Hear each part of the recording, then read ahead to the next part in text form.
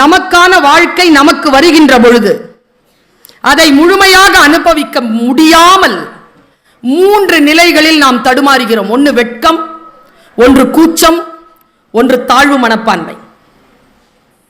ஆண்களுக்கு அது இருக்கு.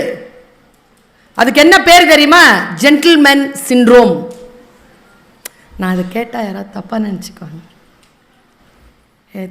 சார் ஒரு 50,000 ரூபாய் வேணும். பெரிய ஆள் கேட்குறார்.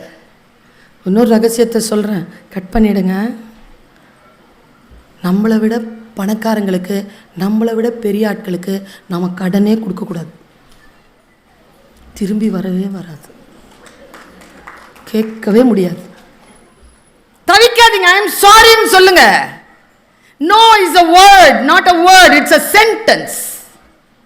நோ தான் சொல்லுங்களேன்.